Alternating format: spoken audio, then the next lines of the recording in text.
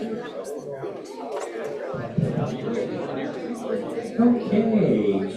my phone tells me it's 7 o'clock and a little after. Give people a few more minutes to find us here since we're at a new location in the Chiefs Club. I look forward to come on down. There's someone here. What do you fry? I hope the pizza's good. Grab a piece of pizza, get a bottle of water, and settle out. We're just kicking off the meeting here in just a minute.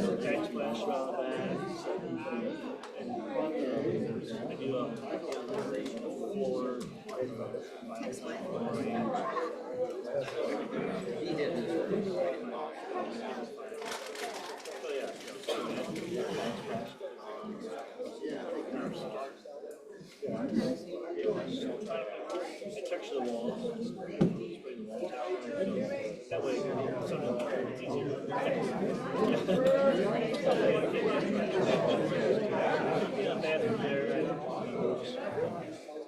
And then I got on the meeting all the time.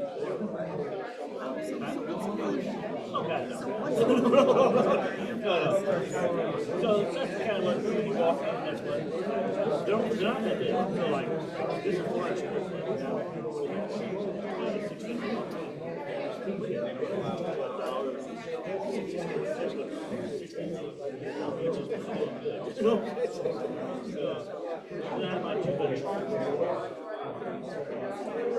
Okay, we're going to get started here.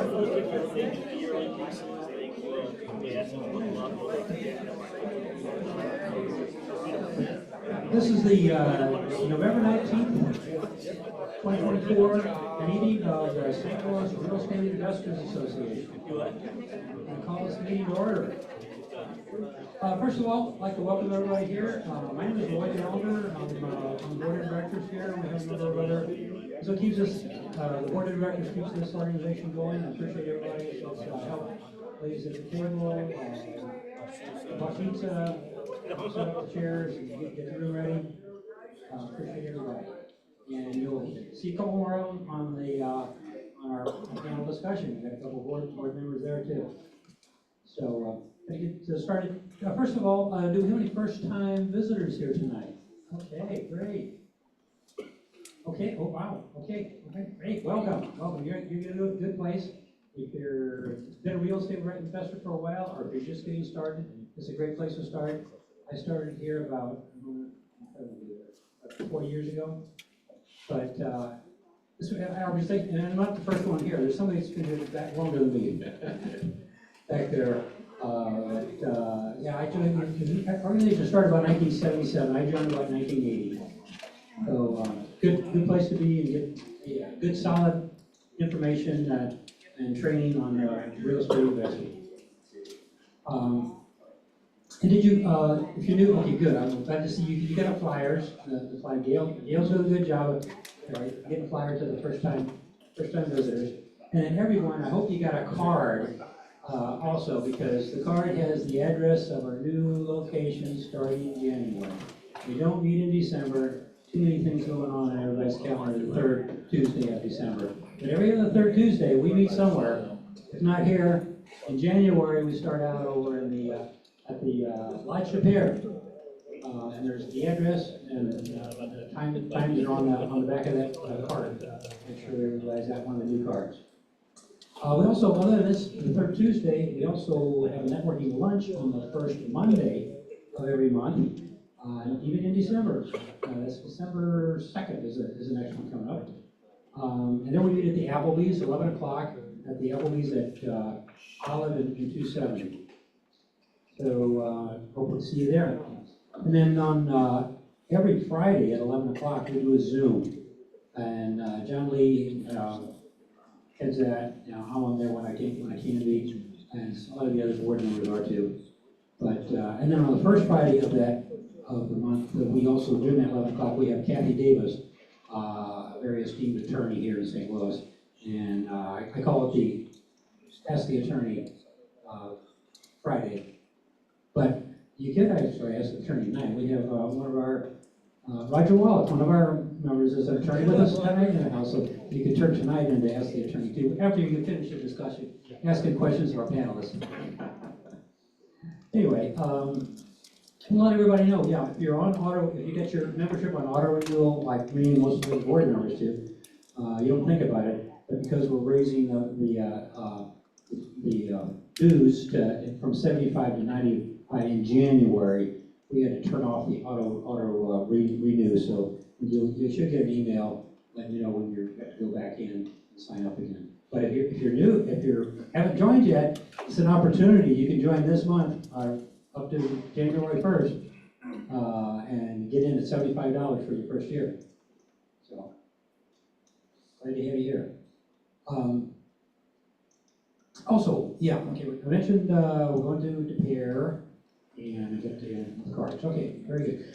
And because we are a non-for-profit corporation, we have a little business in our October and November meeting. I'm just gonna make it quick.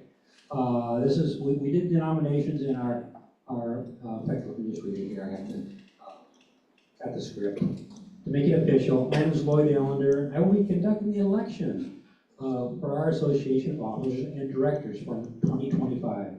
At the October meeting, nominations for officers and directors of our association were heard and accepted. Nominations were closed by a vote of the members present. Those nominated were myself, Lloyd Allender as Office of President, but also Office of Vice President, Amber Gray. She's waving in the back there. There's Amber, she's our Vice President. Office of Secretary, Laura Jimerson. I don't think I've seen the Jimersons here tonight.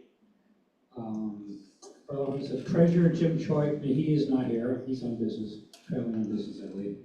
And then our membership chair, Laura Lee, who's in California. I was just texting her earlier. And then our general directors are Jeannie Whalen, who checked you in at the table back there. And Kristen Lewin, she's down sick, but her husband Heath is holding their place at the table here tonight. And then John Lee, he's with his wife Laura in California. So anyway, at this November meeting, we will elect officers and directors for our association.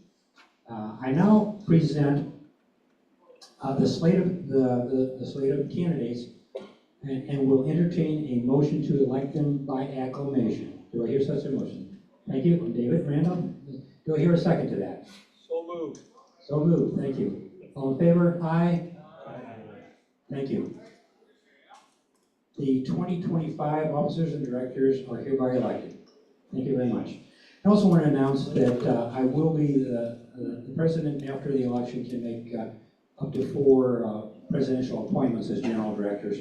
I will be reappointing Diana Mayo, who does all our email communications, and Grace Waitman, who organizes our Monday lunches.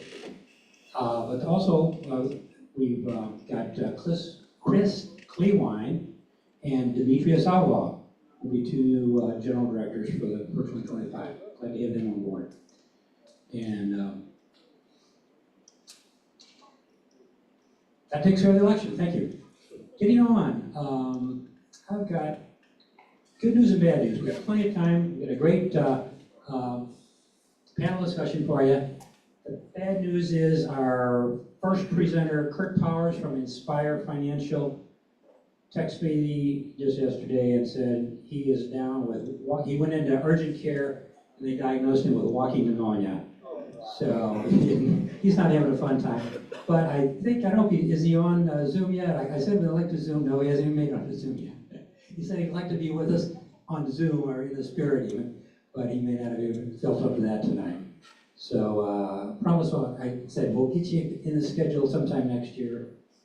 We've already got, Jim Heiser has 2 CPAs for January, lined up for January already, programmed to give you some advice on how to get all the deductions you deserve for your work preparing your taxes in January, are at least, if not, get you prepared, get your books straightened out for January, start 2025 off on a good foot. So those are always good meetings. Anyway, let's go ahead and do a quick haves and wants. I will say, I don't have Laura, so if you're on a Friday, Laura has a little script for you. But basically, any business person you come in contact with, or somebody you want to partner with, we're not your attorney, and we're not CPAs, and we don't make recommendations. So you need to do your due diligence. If anybody you make contact here to do business with in the future, I will give a good recommendation from the HVAC guy back there, Brian, wave your hand. Okay, I'll give him a good recommendation. He's put in several systems and maintains them quite well for me and my rentals. So anyway, let's go ahead. Does anybody have anything? This is anything real estate related, perhaps and wants. You have something to sell. You're looking for a property in a certain area. We might have a wholesaler in the room can find one for you. Or if you have a service provided, like Brian now, AC service. So like to tell us about it. In fact, since I mentioned Brian, he's usually shy. He won't raise his hand unless I call him out. Well, you keep me so busy. Hi, my name is Brian with Energy Home Team Heating and Cooling. I've been in business for about 25 years. We do a lot of work for real estate investors and the residential folks. Also buy and sell properties. Looking for rentals in North County and rehabs in West County. If you have any HVAC questions, we'd love to answer them for you. You can contact me at 314-494-6176. Great. Thank you, Brian. Who's next? Shirley, you got something? Looking for something? Yeah. Hey, my name is David Lee. I'm an agent and investor. I also have a rental coming up for sale next week. We're going to list it in Breckenridge Hills. It's a 2-bed, 1-bath, fresh rehab, so it's turnkey, easy, ready to go. If you want some more information on that, just come up and talk to me. Contact information for our Zoom. Sure. My name is David Lee, and contact information or phone number is 618-214-1599. Thank you, David. Okay, yeah, I was going to say, you've always got something for us, Mark. Nobody else will, I'll take the mic. I'm Mark Koritz. I'm a finance guy that helps people finance houses and their flips. I don't do any long-term financing, but I've rehabbed over 1,000, a couple of hundred units between apartments and houses. And can I help you save a lot of money on your rehabs? So if you need something done, if you need cash, I'm the guy to call. 314-267-6944. Okay. And you used to come to a lot of our lunches. We've been missing you lately. You've been busy, so busy you can't even stop for lunch. You call this retirement, huh? It is. When you're doing something you like, it's still retirement. Anybody else?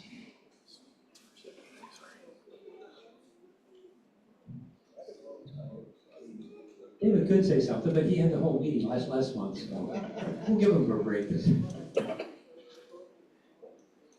Okay, well, if that's all for our hands and wants, we'll go ahead and I will call up our panel discussions. Panel members, we got Jim Heiser, Amber Gray, and Dan Bouchard.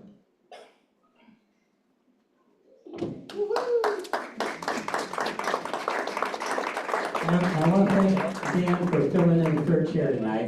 I kind of tapped on her shoulder earlier when I got a call from Demetrius Outlaw, our newest board member, was supposed to be on the panel. He just texted me a few minutes ago and said, he's a contractor. He said they were pouring concrete today and he had a form bust. So I got a feeling he is probably literally knee-deep in concrete right now. So I'll forgive him for that, for missing out on this. Anyway, let's just go ahead.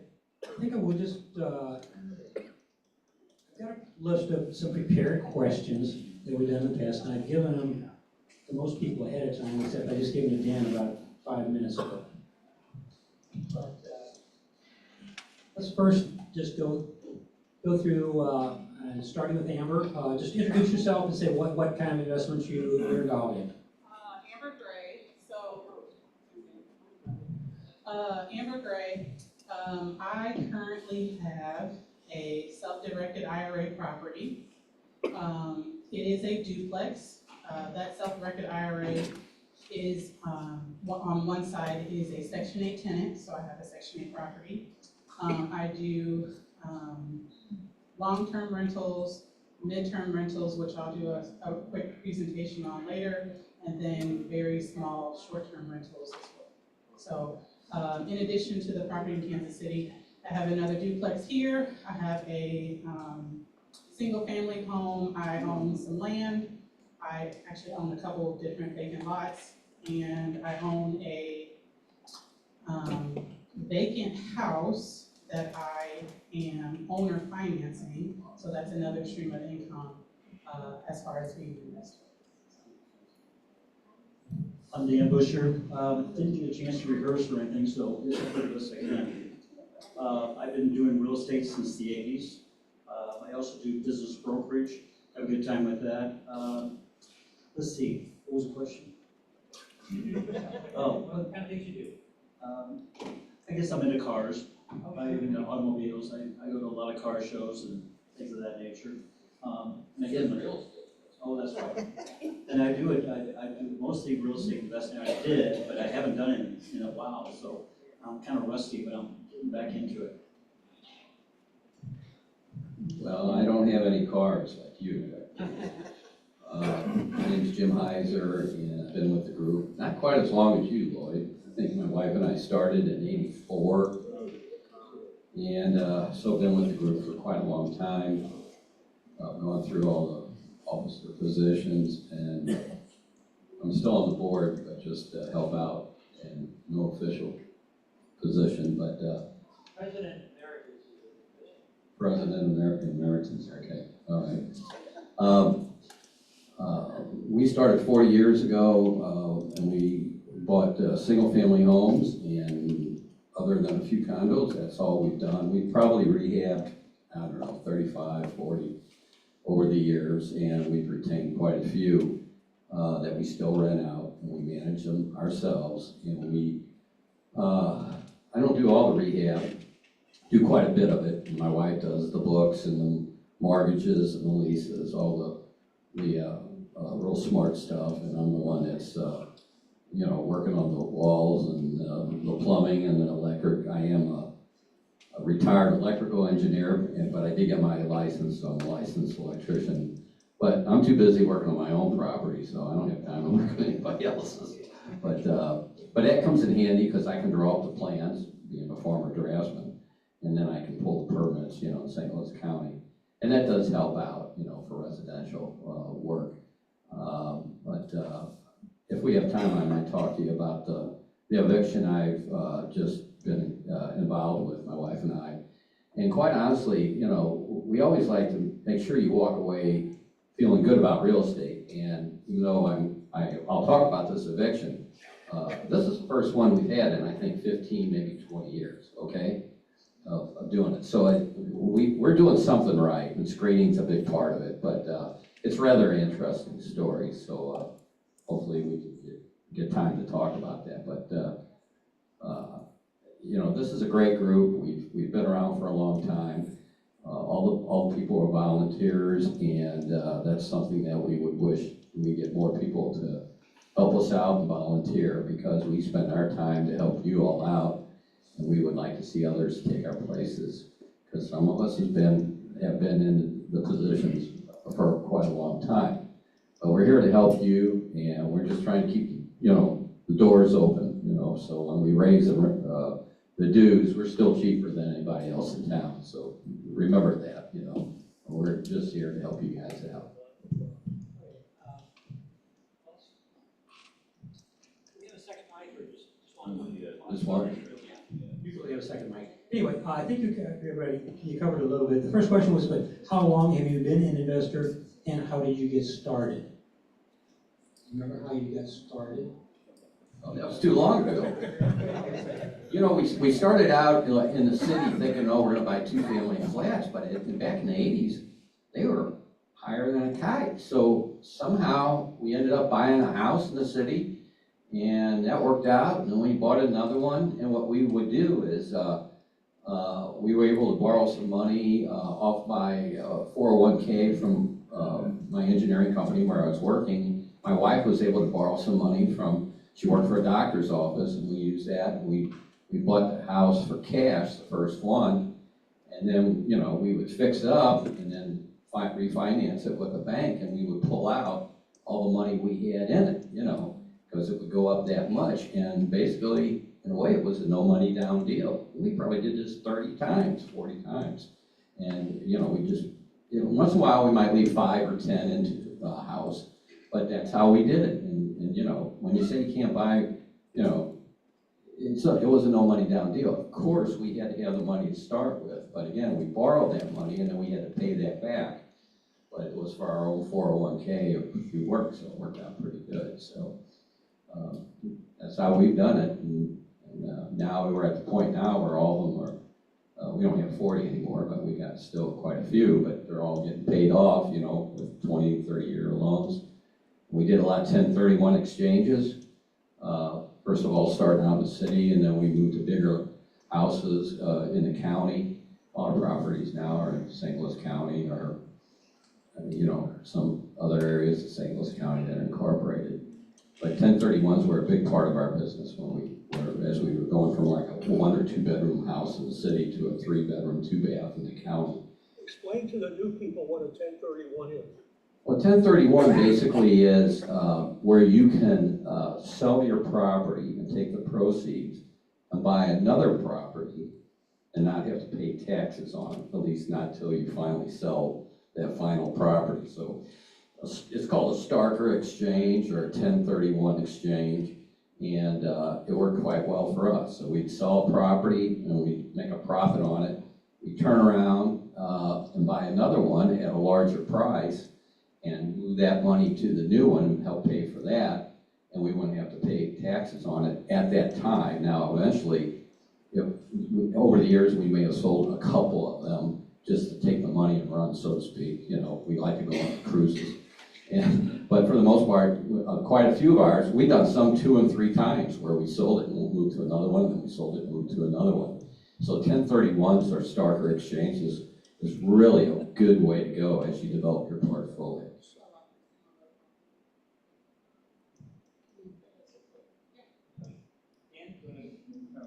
I'll start.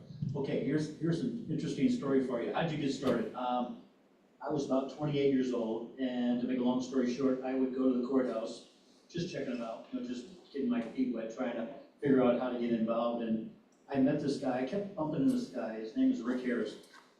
Anyway, I just kept on running into him, and I'm going, you know, how many properties do you have? And he said, oh, I'm about 22, 23. I go, how old are you? He said, 21. I go, wow, I'm 28 at the time. And I said, now that's not fair. You know, he's got more houses than I, and I'm older. So basically the way I got involved with it, and he kind of showed me the way. We worked with cash investors. If you guys are familiar with cash investors, and we got a couple of them here and such too. But I'm going to use round numbers. So we would go out and find a $100,000 house, a house that's worth roughly about $100,000, and talk to our cash investor and say, hey, we're buying this house for, let's say, $40,000. We're getting a good deal. Don't get me wrong, we're getting a really good deal. So we go out and borrow another $20,000 right up front. So in other words, when I bought that property, I'm borrowing $60,000 or $65,000. Now the house is worth $100,000. So how much money do I have into it? Nothing. So I got my money up front, I got my profit up front, and then I fix the house up and then turn around and either refinance it or sell it. In my case, I was just trying to collect at the time, so I was trying to get as many houses as I could, and that's kind of how we got started. And it's kind of interesting because every now and then if you need money, then you just sell the house. But like, are you going on a cruise? And I went on a couple cruises too. So, but that's how I got kind of started and such, so just give you some ideas. So let's see, I got started because my parents were into it. That's really, I came up in the business, my parents were investors, they didn't know that they were investors. They bought properties and had rentals. They did not go into it as, this is what I'm going to do. They had 9 to 5s, but they did that on the side. For me, my first property, I took out a loan out of my 401k. I do encourage people to do that. I know a lot of people do not, but make sure you pay yourself back. I think that's really why people encourage or say don't do it. I made sure to pay myself back. So that's how I got started, was I bought my property, which is in Kansas City. It's my self-directed IRA, best thing I ever did. My dad knew the owner. Quick backstory. My parents were getting out of real estate, and so my dad and my mom wanted to sell the home I grew up in. At the time, I wasn't really ready. I was living in a house here, but I wasn't really ready to buy my first rental, so I told them to go ahead and sell it. They felt so bad that they didn't sell it to me. So my dad found one of his investor friends to sell a property to me, because I just talked so much trash to them. I did. And so this property, which actually was better because the property they were gonna sell me was a single family. This one is a duplex. It's done so well for me. However, there's always a downfall to some property, in my opinion. And this is just the time for me to let this one go. So for me, just another quick story. I am looking, this will be my first 1031 exchange. So similar to what Jim was just talking about, I'm looking to take this 2-family and then buy a 4-family here in St. Louis. So I'll sell that property in Kansas City and then buy 4-family here. Okay, well, really leave with Amber. The second point is, what do you like about real estate? I like that there are just so many different options. So I started out the conversation with all of the different avenues of real estate that I have. So it's not just one fits all. So you can be a wholesaler, you can be a real estate agent. You can not have any sort of license and be like a wholesaler and make profit. You can live in a property and rent out a room. That's real estate investing. You can own a property and rent out your basement. That's also real estate investing. The latest thing is the Airbnb market. So there's always some sort of way that you can make money when it comes to real estate. So to me, that's what I like about it. There's not you can't do this. There's just a creative way to figure out how to make money off of an asset that you have purchased. I think you meet a lot of people in this business. I mean, like I said, there's just so many good people, even in this room right here. I think that's there's a few exceptions. Besides Eric and Mark and, there's just so many good people out there and they're willing to help you. I mean, it's just, if you ask them and you have a lot of good people that you get to know for a long, long time, and they'll help you any way they can, and so it's just good stuff. I can't complain. That's probably my favorite thing as far as that goes. But you learn a lot about legal stuff too, and with me, I had a real estate company. I had a real estate company for about, 20-some years, and I would always learn something. I mean, continued education, you have to go through law, you have to go through ethics, there's so many different things. But I was on a fast track to learn, and I wanted to learn as fast as I could, and I wanted to get as many properties as fast as I could. So that's kind of my thing. But just the people you get to know here, and don't be shy. Introduce yourself, and you might have a long-lasting relationship. So I forgot what we were supposed to answer. What do I like about real estate? I like when that check comes every month. Yeah, you forgot about that? Well, but it's at first the money, but then you realize it's the freedom you get because of the money. That's what it really is. You don't have to worry about, the next bill coming in the house. You don't have to worry about how am I gonna buy tires for, like my truck needs tires, my wife's car needs tires. That's a couple grand right there, We don't have to worry about it, because I'll have checks coming in, people be dropping off $1,500, $2,000 checks. So it's the freedom it gives you. We wanna go on a trip now, we can do it, you know, we don't have to worry about, oh, well, I gotta wait and see what the social security check's coming in, whether or not that's because I'm in retirement, I am quote retired from my normal job. So that's what it is. It's really the freedom to not have to worry about financially where the next, you know, paycheck's gonna be. But that takes a while. It doesn't happen overnight. I don't care what anybody says or all these gurus on TV selling you stuff or what have you. It takes a while, but if you do it systematically, and you know, if you think, okay, every year I'm gonna maybe buy one house, you know, and our approach was, for the most part, we kept what we found, because you know, when you find a good deal, you can sell it right away and flip it, but then you pay Uncle Sam right away and boom, it's gone. We take the John Shop approach, is one house at a time, where you keep them, and then over the years, you know, we get 15 or 20-year loans, and then we would pay them off. And now at our age, we don't, you know, money's not a problem, it's not an issue. It's more what, you know, what we want to do for our freedom, you know, and when we do have, and really, if we don't want to work on a house or do something one week, we say the heck with it, and we'll just take off and go somewhere, you know. That's the beauty of it. It's the freedom. It's not the money. The money gets you to the freedom, you know. But when you're 22 years old or 25, you think of, how am I going to make all these things work? And you just, you know, you got to take it slow, and it's a long process, but if you do it right, it's one of the easy or best ways to make a lot of money when you don't have money, is the way I always felt. You know, if you don't have a lot of money to start out with, real estate's the way to go if you do it correctly. And a big part of it is having the education and being around people who've done it, like this club. There's a lot of people here very seasoned. You come to the meetings, you talk to them, you can learn something. You can only learn so much out of a book. We all know, those who've gone to college, you get out, I used to, you know, work in engineering. I'd always say, you engineers are dumb as rocks when you get out of school, okay?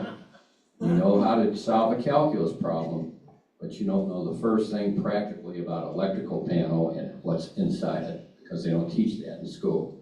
So, you know, this is what this atmosphere does for you. It gives you the ability to talk with people and network with people when you're here. And then, you know, you get phone numbers, you call them up, what have you. When I first went to the first board meeting back in 1984 or 85, my wife and I said, oh, we're just starting out, we don't know anything, blah, blah, blah. And just literally, there was like 10 people there, they all pulled out their card and threw it at us, you know. They were all ready, they were all there to help us, you know, they were experienced. And that was something I'll never forget. Leads into the next question, is what or who have been the greatest help to you in real estate venture? And what did they do that was so beneficial? Well, I kind of said it, but you know, the board, yeah, it's, again, for me, it was the people on the board, because that's where I got to network with them above and beyond just having the meeting here. You know, you get to talk to them, and you could call them up. Ruth Hollander was a lady that was on the board, and she was tremendously helpful to us, mentoring us for a long time. You know, what do we do about this? What do we do about that? You know, you got to have somebody you can call when you have an issue, because you're not going to know everything. You can't look it up in a book. You can't call an attorney every time. Sorry about the attorney there. You can't call them every time that you won't have any money left, you know. I think the stuff I struggle with, I guess, is like legal stuff. Like Roger really gives me some good ideas, and I guess, like say, Mark, cash investors and such. So I mean, realistically, you can learn so much, but I want to stay out of trouble, and for the most part, I do. I'm pretty good about staying out of trouble, but at the same time, you can bounce things off everybody here. I mean, if you have a problem, I mean, a lot of times I can just turn to them and say, you know, the individuals that I'm knowing, and they can give me all kinds of suggestions and their ideas, and a lot of times I'm scratching my head going, why didn't I think about that? But you know, it's like 2 heads are better than 1, and 50 heads are better than 2. For me. So I have invested in myself. I have been my greatest advocate this whole time. I started out by saying my parents were real estate investors, but they were what I'll call small time, and they could have done so much more with their portfolio had they joined a real estate investment organization, or had they bought a multifamily instead of those single families that they had. The what has helped me also along my way is YouTube University, podcast. When I say I invest in myself, on my way to work, I listen to podcasts a lot on real estate investing. I listened to one specific one on midterm rentals, landlord diaries. They talk a lot about tips and tricks and things that you can pick up to promote your business. So I invest in myself. I've been the biggest one, but also make sure you're going out there. You don't necessarily have to talk to someone in this room if you're an introvert, but make sure you're doing your own due diligence to go out there and, at a minimum, get the free education that's out there for you to invest in yourself. Just keep right there. Go ahead, interject. Already got a question coming in on All right. our Zoom audience. Eric Coons, thank you, Eric. I asked, if you look back in your real estate investing, is there something you wish you had done differently? And what are your goals for 2025? If I look back, I have one property that is a thorn in my side. It is a vacant property. So again, going back to what Jim said, this property I had bought on Craigslist. I like to use real numbers. I bought this property for $6,000 cash. I am owner financing it for $12,000. I'm getting, I think it's like $250 a month for that payment. The guy is paying just fine, but he is not actually updating the property. The property's in the city of St. Louis. And so all of a sudden, the city wants to, hey, those windows aren't correct, or hey, the lawn hasn't been cut, or hey, this is happening. So it's just really always a issue with this specific property. I would like to somehow somehow advance or fast track the owner financing. I may make him an offer to see if he'll take it. But that would be the one, if I had to do it all over again, I probably wouldn't buy this one, even though I'm literally getting double the price that I paid for it. I still have to come out because, again, the city is, they've taken me to court for little fines and different things. But that's also taking away from my profit. So that would be if I had to do it all over again. Sell it cash, maybe not do an owner financing, but that's also my first experience with owner financing. It worked out great. I'm not coming out of pocket. I made sure that I am coming out ahead, but there's just a lot more due diligence maybe to make sure that it's not such a headache. So that would be my one thing. All right, words of wisdom. There are just so many things you learn in this business. And I think the biggest thing I take away is you gotta trust your gut. A lot of times, like say you got tennis says, well, I need a place. It's so marginal and all. And sometimes, you don't have the luxury of using a tennis screen service or whatever, which by the way, you should use a tennis screen service.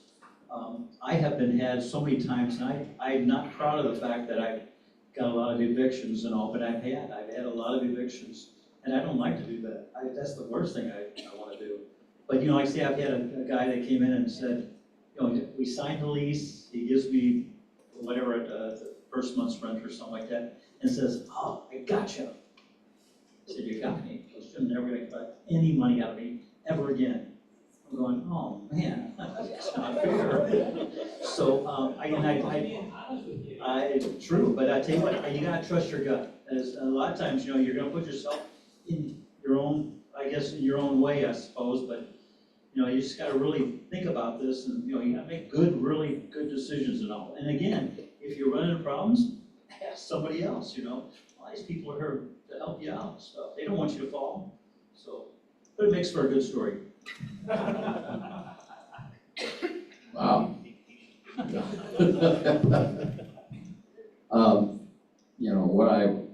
I'm trying to think of, the big thing, and this is not true as much now, but back in the 80s and 90s, you had to have insurance if you had a family, and if you weren't working for a company, you were kind of, it was hard to find private insurance. I don't even know if you could get it.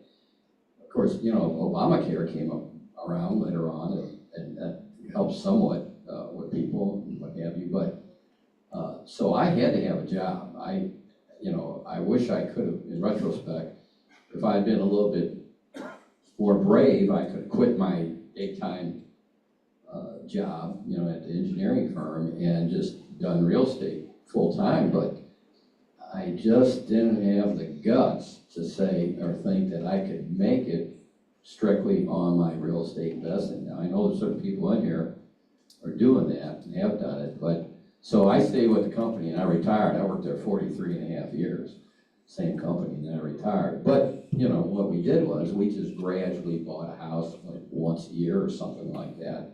And it was a long-term plan. But I guess in retrospect, I kind of wish I, in one way, would have just said, the hell with it, I'm gonna go out there and do it full time and see what happens. But the problem was insurance, you know, insurance. And my oldest son at the time, you know, they were both born in the 80s. One had asthma and was very sickly with that for a long time. And, you know, what do you do? You know, to raise a family when you got to have insurance. So that was a biggie. And I think it was a lot biggie for the younger people here wouldn't remember that now. That issue is big of a problem, but it was. You know, if you didn't work for a company, you didn't have insurance, you know. So, you know, in retrospect, maybe I should have been a little bit more bolder in this. But that way, I was able to get insurance. My youngest one was in the hospital 20 times, I think, in the first year with asthma, you know. We'd be there for 3 or 4 days at a time. I remember every Thanksgiving, every Christmas, every Easter. We had all the holidays there, you know, children's. But, you know, but that's what we did. We decided, you know, I just said, man, I've got to have insurance. But, you know, we've screened our tenants really well and used companies out there. We always use a third-party company. We don't do it, you know. And it's made a difference. We haven't had too many evictions. The one I just got done dealing with was the first one, like I said, or I guess in 10 or 15 years.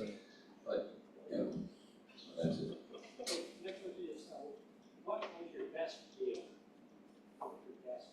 Well, let me tell you about my worst deal first. I was at Grant Village there, right near Grant's farm, a number of years ago. I guess it was 20 or so, I don't know. We bought this house and we thought, and it's a great neighborhood. Those homes are very nice homes and gonna rehab it. And we spent all this money on it and blah, blah, blah. And I put it on the market and I couldn't get the price we needed, you know, to make a profit. In fact, I couldn't even get it for the money that I had in it. And we finally ended up selling that house at a $40,000 loss. And the reason was, you had to drive around to the back of the house and then your garage was underneath the house.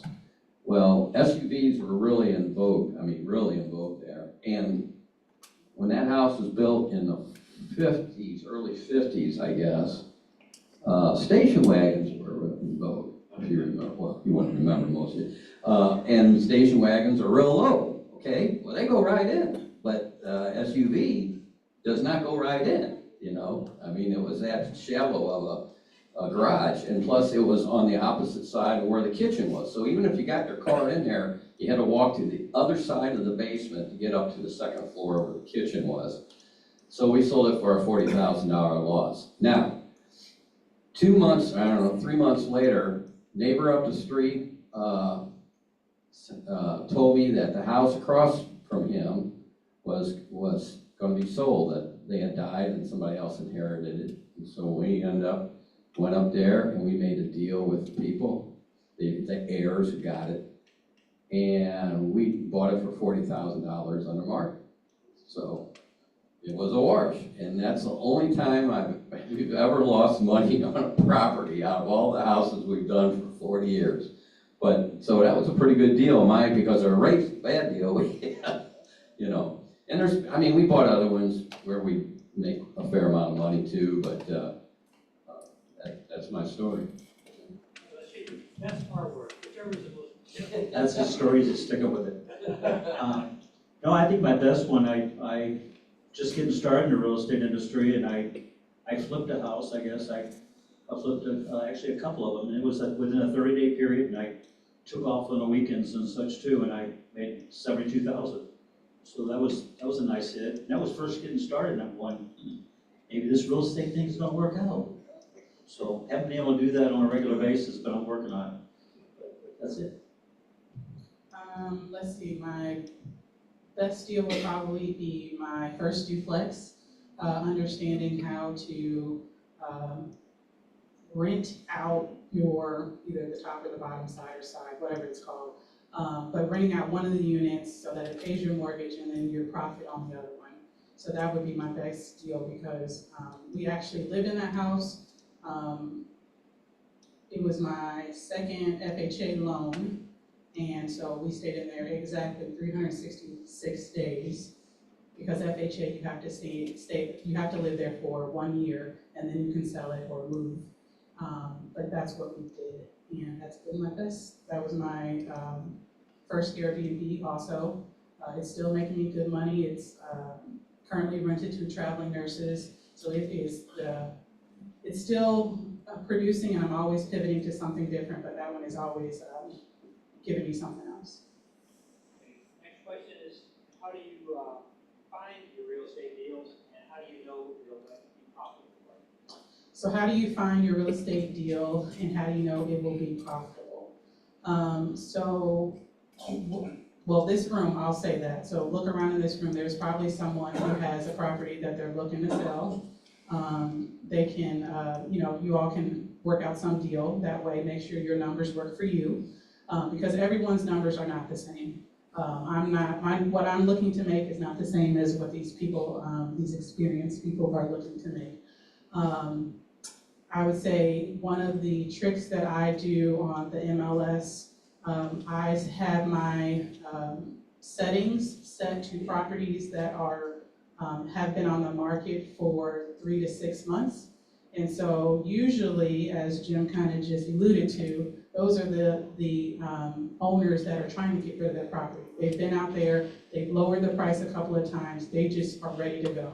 So they're looking for me to make them a deal. So that's one of my tricks, and that's how I find some of my properties. Other than that, I think that's a good. Okay, how I used to do it, I would pretty much call banks and say, you guys got anything for sale? And in fact, that's how, it's kind of a funny story, because I used to call banks and say, okay, what do you got as far as any houses that you want to sell, or apartment buildings or anything, but I guess to make a long story short, I found a limo business, and that's how I got my limo business. It was kind of interesting. I called the bank and they said, no, but we got 4 limos. Are you interested in that? I'm going, what am I gonna do with a limo? But I bought them anyway. So I operated a limo service for a while, and I sold that and doubled my money on that. So that's kind of a fun thing. But I'm not a big calculator guy. I think about, can I make any money with this? I don't really take a calculator to it or anything like that. Again, I'm using my gut. I'm just thinking, okay, look, I'm buying a house for $40,000. I'm going to put roughly $20,000 into it, so I'm going to be into it for $60,000. Does that make sense?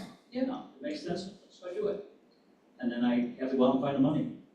So I might ask people in here, give me some money, I suppose. No, that's just kind of interesting stuff. All right, what was the question? I guess we'll enjoy listening to you guys so much, I forget what the hell was my question. What? Oh, well, okay, this goes back to my father, not all of them, but my father passed away 2 years ago. He was 98 years old, okay? Well, guess what? When you're 98 years old and you live in a neighborhood where everybody is starting to pass away, guess what? He called me up and said, hey, remember so-and-so? And because my subdivision, I lived in Afton, and there was like a circle that went around from my house, and there was, one subdivision. I rode my bike around, played, so I knew quite a few people there by first name and last name, but he would say, so-and-so just passed away, and I think they want to sell their house. I go, oh, really? Well, next thing you know, I'd be talking to the kids, you know, and I would buy the house. I ended up in that neighborhood buying 1, 2, 3, 4, at least 4, if not 5 houses in that neighborhood. And it's because, you know, he knew the people, and as they passed away, he'd call me and I'd talk to the relatives. And I mean, that sounds maybe a little weird, but that's the way I got quite a few. And then he would know other people because he was a musician. He played guitar, harmonica, and keyboard. And he would, you know, go to nursing homes and play, and he'd find out about so-and-so, you know, passed away, and they got a house they want to get rid of. So we bought quite a few that way. My dear old dad helped us. Not all, but quite a few. Okay, talk some about funding. How do you get your funding? My funding. Well, like I said, when we first started out, it was, we borrowed off at that time, we had a profit sharing plan, I think it was called. But I was able to borrow money from that, and my wife worked for a doctor's office, and he let her borrow money from her retirement plan. And we pulled that together, and we had enough to buy our first house. So I can't remember the exact numbers, but back in the 80s, you know, we probably paid maybe, well, I'll just say we paid, you know, maybe $60,000 for it, and we put $20,000 in it. And so we had $80,000 in it, you know, in cash. And then we would go to the bank, and they would, you know, appraise it at $100,000. And they would loan 80% of that. So I'd get my 80,000 back, and we'd go out and do it again. And then we do it again, and then we do it again. Now some houses we might leave 5 or 10 in it, you know, over the years, but that's basically was kind of like a no money down deal. And remember Robert Allen talking about no money down deals, and I would hear people say, you can't do that.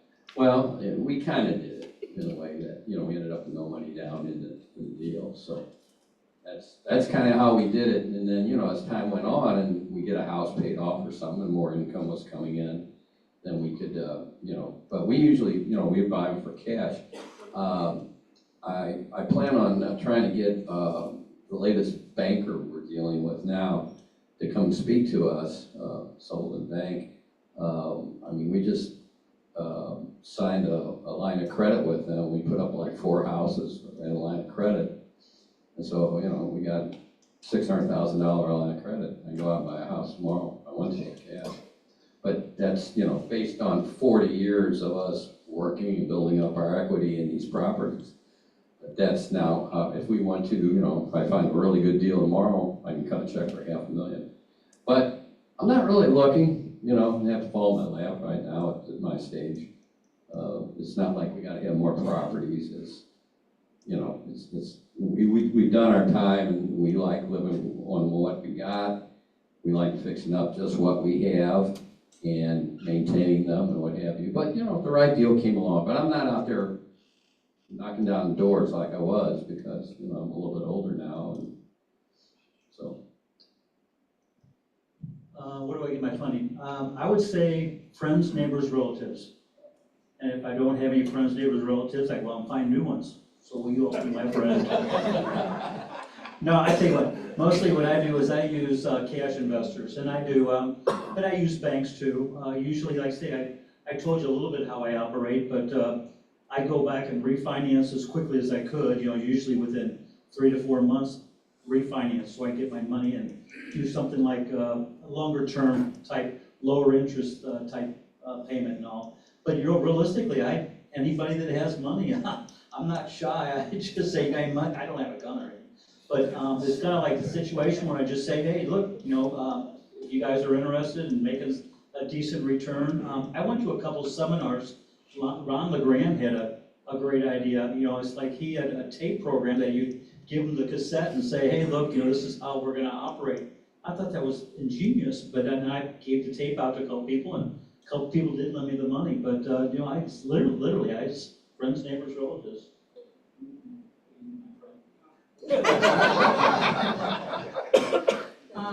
So let's see, my Cash usually is usually how I pay.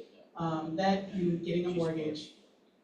I mentioned earlier that I did pull out some money out of my 401k. Again, I encourage you all to do that as long as you pay yourself back.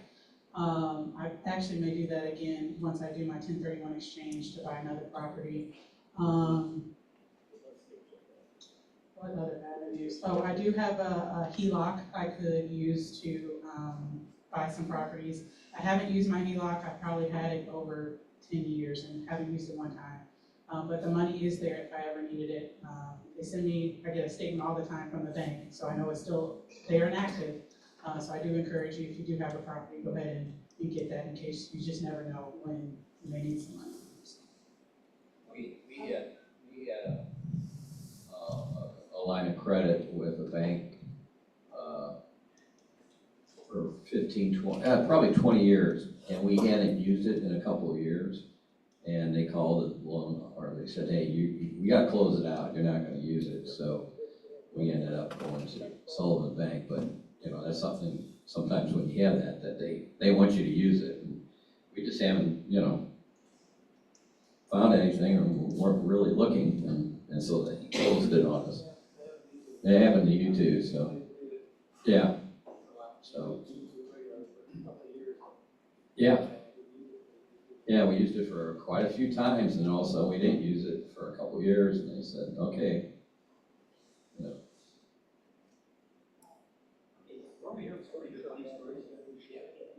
Funny experience you had, that you haven't already shared. And well, there's never a dull moment. I mean, I remember one time when we were first starting out, I don't do everything myself.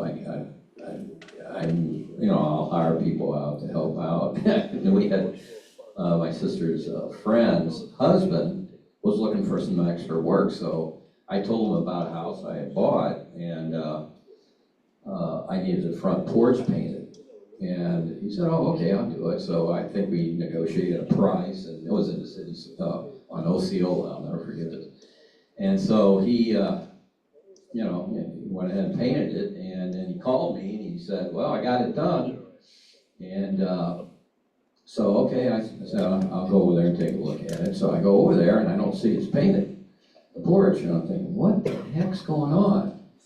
And I look over next to my neighbor's, and he painted my neighbor's porch.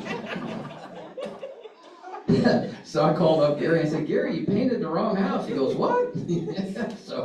So I think he went in back and he painted my porch too, but the neighbor, I guess he woke up and he had to paint the porch, he didn't realize.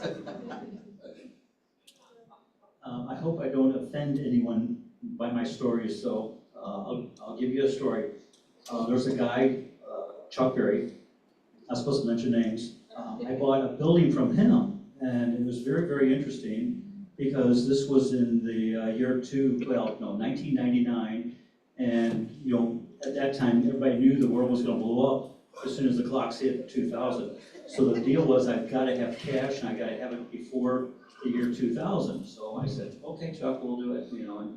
And so anyway, I'm buying it's a pretty good sized building. And he said, you only got 2 weeks. And so anyway, to make a long story short, I made a couple phone calls and I found the money and I closed on it. And it was just, I got the money, but before, I shouldn't say this, but I'm going to because it's just such an interesting story. I was at a garage sale or so, and there was a bunch of, you know, girly magazines there, and right on top was Chuck Berry Exposed. And I'm going, oh my God, you know, I got magazines. So I bought the magazine. I said, and when I went into closing, you know, I had the money, I was ready to go. I said, Chuck, I said, you know, I'm a big fan. I said, is this you? Will you sign my magazine? And I'll tell you what, he almost blew up and said, take that out. Anyway, it was a bad deal, but we did close, but he wouldn't sign the magazine. I thought that was, anyway, with regards to that particular property, we did close it. Everything was happy. Everything was great. I sold it. I bought the building for, I think 60, and I sold it for like 120 or so within a short period of time. The guy who bought it from me, he sold it for, I think he sold it for 230 or something like that. So, I mean, it worked out, but what was so interesting, that particular building, roll the clocks another 10 years down the road, and I'm driving down the road and I see the same building for sale. Well, that's interesting. So I went over and I talked to the husband and wife, and they said, well, we're trying to sell it, but we're in bankruptcy right now and we're moving away. And I go, well, I'd like to buy it if you're interested. And they said, well, we're in bankruptcy, you really can't do it. So, and I couldn't because they were in bankruptcy. So what I ended up doing, I found out who the bank was. They were in bankruptcy. They moved it to Florida. I went and called the bank and I said, look, do you have any non-performing mortgages that you're trying to get rid of? And they said, well, what is that? And I said, well, you got any paper? You got any loans that are bad? And they said, we do. And they said, we've got this one. And so anyway, to make a long story short, I ended up buying that same building back for $90,000 and they owed $230,000 on it. So then I sold it again for another $50,000 or $60,000. Worked out good, but I had to foreclose and I had to sit on that piece of property for another 6 or 7 months and such. I couldn't do anything with it because they were in bankruptcy. But once they got out of bankruptcy, I was able to foreclose and then I sold it that way. I don't really have any funny stories. I got a bunch of landlord stories. Well, I guess this is kind of funny. I am getting actually it's tomorrow. I get a message from Missouri CaseNet from the last tenant I had to evict because he tried to stab his roommate in my property. And yes, his court is tomorrow. Interestingly enough, this gentleman, so it's my duplex in Kansas City. So this was back in July when we actually parted ways amicably. So he left after this whole trying to stab the roommate situation. I had a property manager, and that's your problem, that's why I pay you. So she dealt with it, and they all left. Everything was kosher. Like the next day when he was supposed to be out, we changed locks. I went through, I had the place cleaned out. I went myself and I cleaned no, actually I didn't. I refused to clean it. I paid somebody to clean that place out. About a month ago, this man who left in July had kicked in the back door and had been squatting back in my house. We haven't spoken since then, and I tried to call, of course, after the stabbing situation. He did not, he had changed his phone number, so I sent him an email, and I said, very quickly, his name is Joey. Joey, you need to call me. So he responds maybe a couple days later, sure, when do you want to talk? Anytime you're available, right? So he calls, and everything, when you're a landlord, everybody else's problems are yours. And so he's like telling me all this happened to me and this happened, and I just politely said, I will pray for you, but I need you not to go back to my property. So that unit has been boarded up, and I assume he's not back there. I wish him the best in court tomorrow. But when you are a landlord, you deal with all sorts of things. You deal with death. I have had a death, COVID. I had somebody who died, one of my tenants died from COVID. Let's see, I had to evict a grandma. That was awful. She had her grandkids staying in my house, and they were just chilling. I mean, they paid rent, and so in their minds, I'm paying you rent, so shut up and go away. No. So they all left, and let's see, I've done a couple of evictions. Maybe I'm not finding the right tenants. They all start out very nice. But yeah, if you want to call that a funny situation, that's funny, but yeah, I've got all sorts of landlord interesting stories. Next one is, do you have an exit plan? Yes, on some of my properties, yes. But I also got into real estate to make sure, she's not here today, but I have a 9-year-old daughter, that she has some generational wealth. So I know specifically some of my properties that I will hand over to her. One of them she knows. She also works for me, so she is always taking care of the property. She is on my payroll, so But as far as exiting all of the market and getting out of my portfolio, no, because again, there's so many different ways to pivot, and do something different with your properties. I don't really, when I buy them, I pretty much think long-term. For mine, I'm not really a fix and flip, so I'm not really looking to exit. Exit strategy. I'm gonna use one house as an example. I do have a house, the tenants have paid it off for me, thank you. So basically, my end strategy, if I need money, I just sell it, which, by the way, I get those little cards in the mail all the time. You guys have seen them before. We wanna buy your house, and I'm not ready to sell it yet, but at the same time, it's good to get a feel for what the property's worth and all. I bought it for 15, it's worth 92, but that's a pretty good deal. But yeah, I'd say with an exit strategy, I got cash coming in right now, so it works out. But when I'm ready, if I need cash, then I'll just sell it to either the tenant, or I could sell it to a wholesaler or whoever. But I guess that's one exit strategy on one different property. Well, with our properties, our game plan right now is to have them till we die. And the reason is, with both of our boys, is we have a trust set up where each one, we split it down the middle. Half of them go to one kid, half go to the other. And then as we get older, and I do less and less myself on the properties, eventually we'll get a property manager to hopefully run them. And that's probably the biggest thing I fear, is the quality level of the property manager. But for now, I still manage, them, and I don't do all the maintenance. I got people that can do garage doors, and dishwashers, and water heaters, and furnaces, right? Right, Brian? Yes. Yeah. But there's a lot of little stuff that'll just eat you up. But I don't mind doing it, as an engineer, I like tinkering with stuff.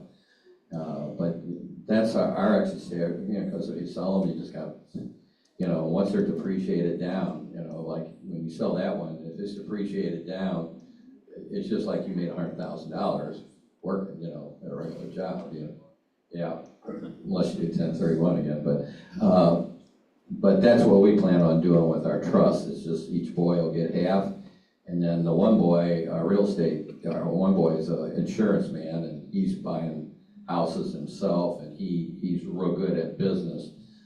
I got another son who's not a very business-minded, but he's a musician, music producer, and he does very well. He's made 2 platinum records with a kid, and he's got checks coming in every month, from Warner Records now, they've gone worldwide, platinum. But he's not much of a businessman. God giveth and God taketh away. His abilities in the music side, and my other one is the math and the money and the business side. So, we already told, the older one, who's a musician, hey, get a property manager. But that's our game plan. And then that way they inherit that wealth and it can keep on going, and we're not, giving it all away in taxes. But that's our approach. Now, who knows, but the game plan is to find a property manager who we can feel comfortable with taking over the book work and the maintenance and all that stuff, because right now my wife does all the book work and what have you, and I manage the maintenance and making sure things get done in that respect. I think we already covered that in the last couple of questions. There's something, Amber has a little program for us. Let's go ahead and run that now. If anybody can think of anything else they'd like to share, and then we'll show for the questions. Does anybody have any questions? Okay. How did you guys survive 2000? How do we what? Survive 2008? No problem. That's when you buy. Yeah. 9, 10, Yeah. 11, 12. And that was a great time to be buying properties. And for the most part, my tenants, they all kept paying. I have some that are on Medicaid too, Medicare, or what have you, or Medicaid, or they're disabled, not all. But they all were still working and we didn't raise the rents during that COVID period. Well, you're talking 2008 though, a financial crisis. But yeah, it was a good time to buy properties, and the ones that were renting from us kept on paying. So it really didn't, a game plan we kind of usually do, and this is a John Shop deal, is whatever your going rent is, have yours a little bit below that. They're not gonna move on you usually, so if your going rent's $1,500, have it at $1,400, Now, when we first started out, every dollar counted, okay? I needed the whole amount of money I could get to pay for the mortgage that we pulled on the property, But as time went on, and now, it's not that big of a deal, but, we've had people in there. I got one guy that's been in there, he paid for the house twice in 30 years, so, so it's just, once you get good tenants, very often they'll stay, But you gotta keep it up too, you gotta maintain the properties, and that's where, us landlords sometimes get a bad name, is not keeping up the properties. Although I will say this, how many landlords go in and knock a hole in their own wall and break out their own windows? You know any landlords that do that? Hey, I'm gonna buy this property, the next thing I'm gonna do, I'm just going down, I'm gonna kick that window out. No, tenants do that, but the problem is you need to get them out, fix it up, and then hopefully it won't happen again. Wait, what's on average? Go ahead and,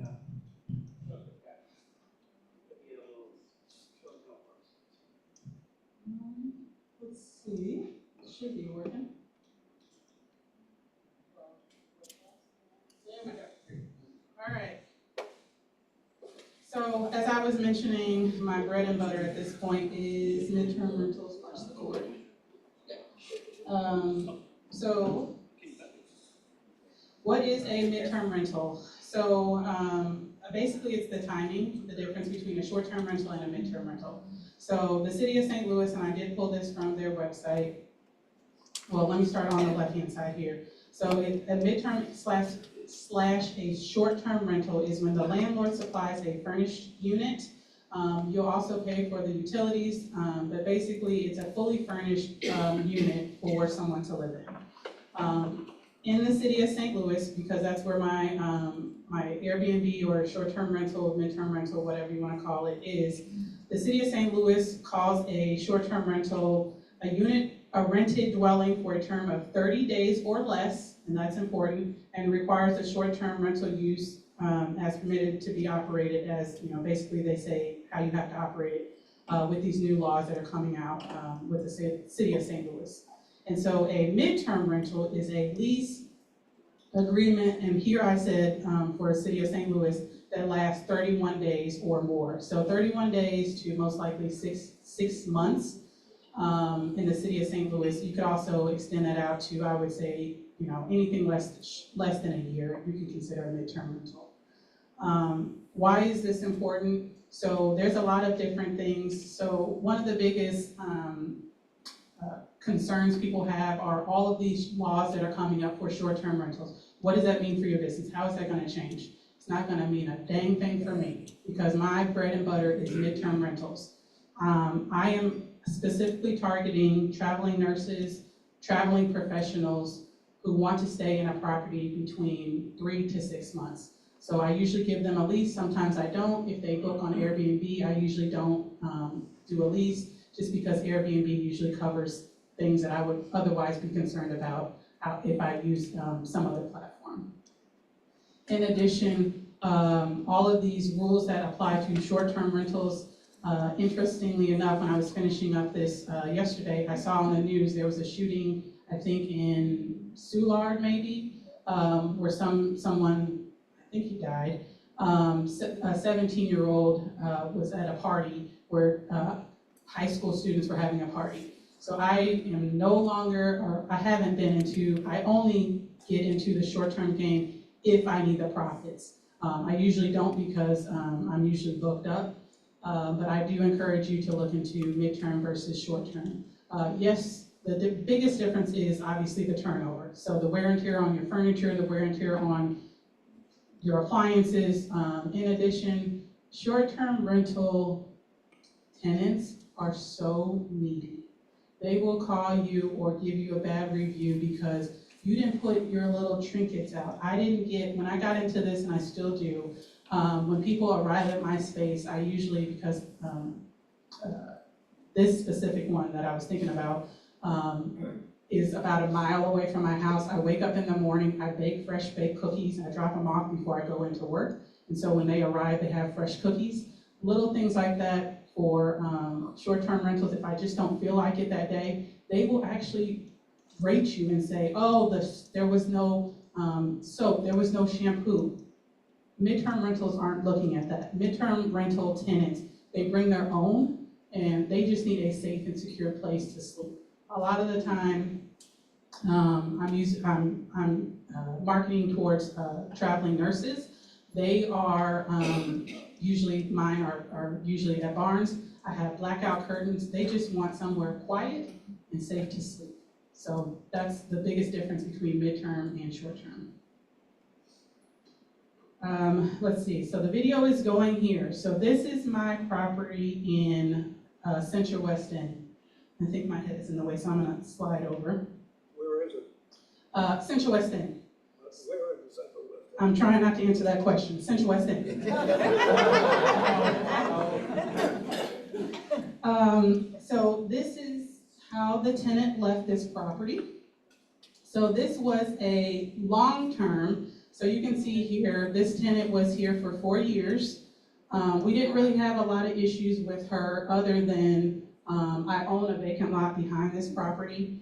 So I would always be over there cutting the grass myself or just, checking on the property and just in the neighborhood. So I had noticed that she had a dog. There is no dog that's supposed to be at this property. So I had talked to my property manager at the time because she was managing all my properties. They had a discussion. This was her son's dog. The dog was never there all the time, yada, yada, yada. Not my problem, get the dog out the house. I bring up the dog because once I go upstairs, well, I'll talk about it in another slide, but there was potentially some fleas in the carpet we found out later on. So, but I had been in this property within those 4 years. This is not how that tenant lived. She was a very well-kept woman. What I personally think, she was subleasing it or had moved out, and her family was living here because I can't imagine the person I met left my property in this condition. So I bring up the money here. So the second bullet, when I evicted her earlier this year, she was paying $1,600. $1,600, we had slowly brought her up, but we also told her we were not going to extend her lease. So she knew her lease ended March, maybe. She had stopped paying, I want to say maybe in January. So we knew something was going to be up, and she pretty much protested like, hey, I want to stay here. You can't just cancel my lease, but you can. Missouri is a month-to-month tenancy, and I choose not to rent it. So that's what I chose to do. This is about a 3-minute video, and I'll stop it and go on to the next slide. But this is for my own purposes. When we were taking her to court, I walked through the property myself and I looked at it. So yeah, just so you know, we talked about the eviction process. It took about 3 months to fully get her out. She did object. Usually it may not take that long, but she did try and fight it, so we had to go to court. And then making sure you stay up to date on your amenities. So I knew to make sure, through this group, to make sure that the MSD, the sewer bill, was in my name, so I always pay the sewer bill. But I gotcha once I actually was ready to put this new property up on, or in my name, the water bill. She had not been paying her water bill for several months. She left behind about $1,000 water bill that I did not capture in the eviction paperwork because I didn't think about it, right? We sued her for, you probably saw the damage to the garage door.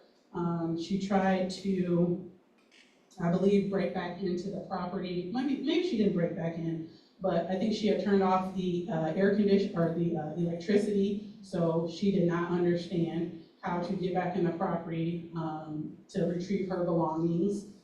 So that I think they broke in.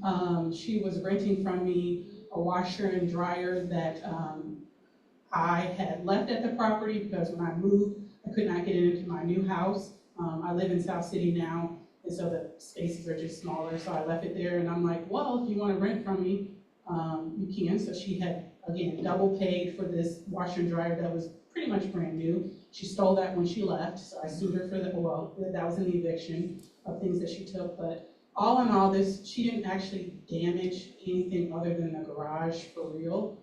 Everything else is just cosmetic and just a clean out.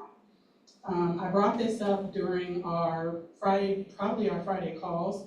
I talked to Jim about it, just saying, hey, I think I'm gonna clean this out myself, simply enough to get a dumpster.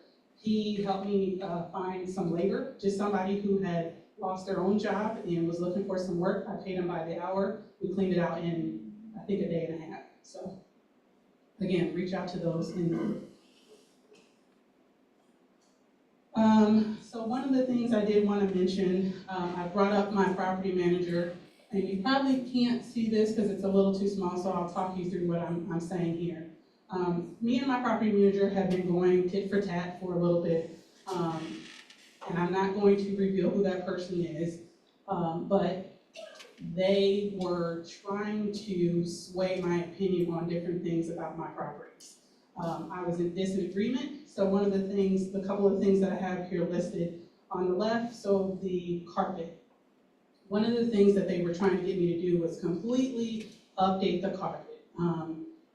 Again, I had walked the property myself. I knew exactly what the condition of it was. I had been in the property.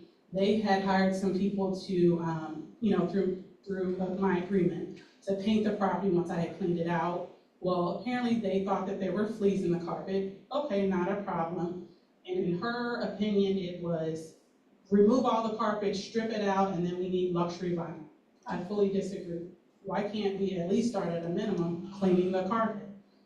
So the text message you see there is the exchange that I had with this person, basically saying, in the past when we had talked about it, basically, again, my property in Central West End, you basically told me we could get about $3,000 a month for this property.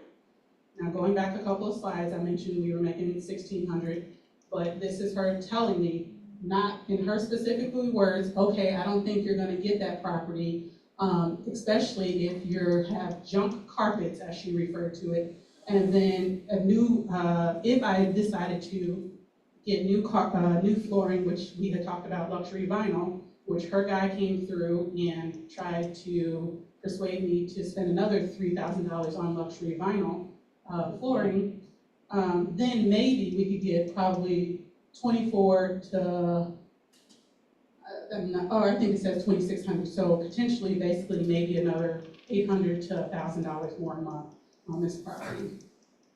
In addition, they sent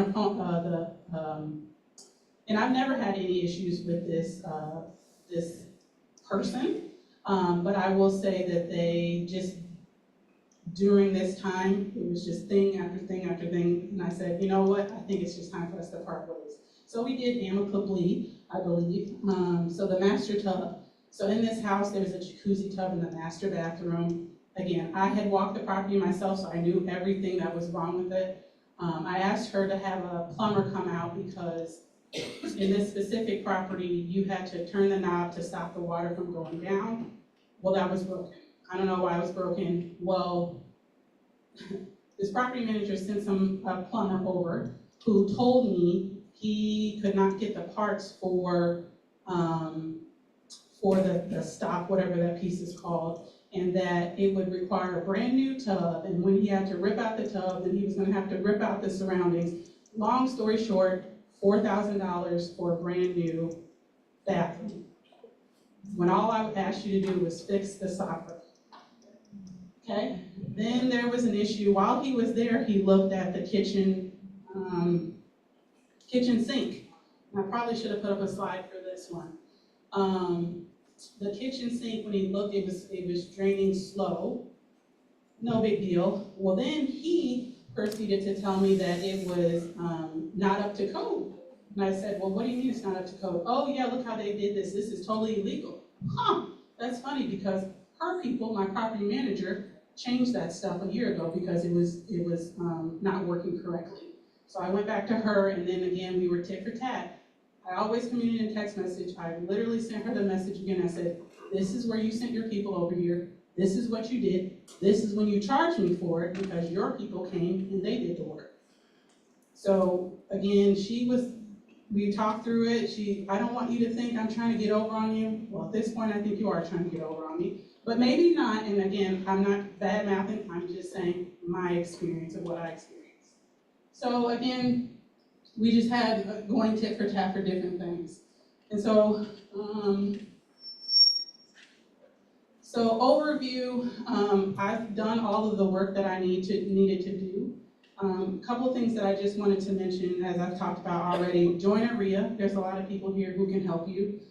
Get in the game. Don't be afraid. If you don't have any properties, get in the game, buy something. Nothing will ever work out perfectly in the beginning, but you can always talk to someone in this community to say, this is a problem that I'm having.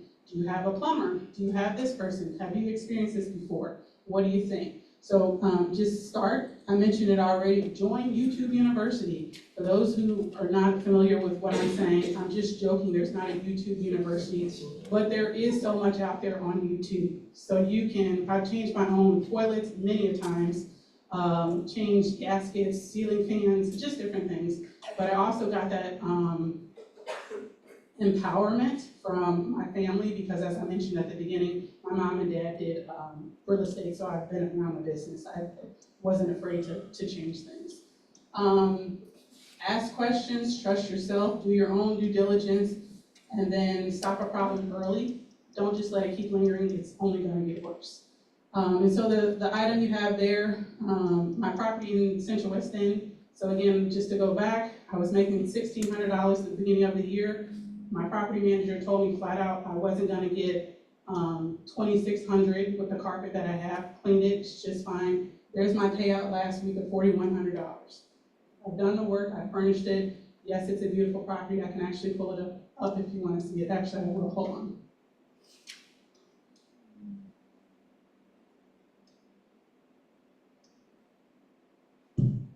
So this is the property.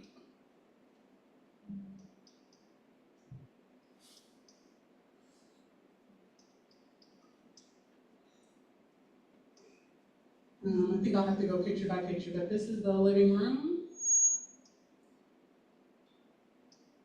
That's their furniture? No, so this is another thing. This is my furniture. I bought a lot of this off of Craigslist. The bedrooms I bought off of Amazon, and so when I say that, oh, that lovely bookshelf, she left, and so I became decoration in my house. She left a lot of things, actually. I want to say the painting that's on the wall there, she left also. The bedrooms, let's see.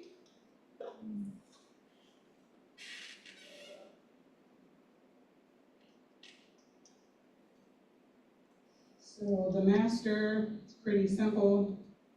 The master has a queen in it, huge walk-in closet, hung TVs on in every bedroom. That's another big thing that people are looking for, to make sure you have TVs hung, and there's Wi-Fi. That's another thing. Oh, one thing that I did want to mention, so 2 weeks ago, I wasn't fully ready to put this on the market. I had put it on Airbnb just to see, but I knew I had like 3 or 4 different things that I wanted to personally finish up. One of them being Wi-Fi. There was a TV downstairs that wasn't hung or purchased. And then there was a third one, I don't remember.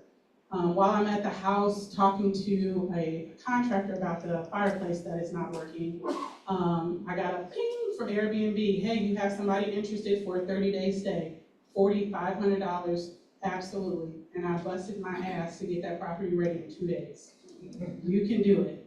The Wi-Fi, I had already talked to Spectrum. It was stolen off the porch, so that same day I ran up to Spectrum. They gave me a modem. I just needed to bring my router, hook everything up. I went to Walmart, I think that's same night. Yeah, I think it was that same night. Bought the same TV. I don't know why I didn't buy all the TVs at once, but I didn't. My daughter and I hung the TV up that night, got everything set up. I stayed up probably till 2 o'clock that morning, and I didn't accept that offer. You have 24 hours before you can accept. But I wanted to make sure everything was going great, because once they're in there, they will give you a bad rating. But I got it done. And I, at the time, really could not afford to not take on $4,500. I will say one of the other things, make sure you have professional photos. I was very surprised when I put this unit on, so this is my second Airbnb property. The Airbnb offers something when you list your property, that you can link up with a local photographer, and instead of having to pay, they will just deduct whatever the fee is. And so I think it was like $200 for photos. They'll deduct that from your payout. So literally, I just had to click a button, schedule the pictures, and get it done. So, and I think that was my last slide, other than walking through my pictures. So.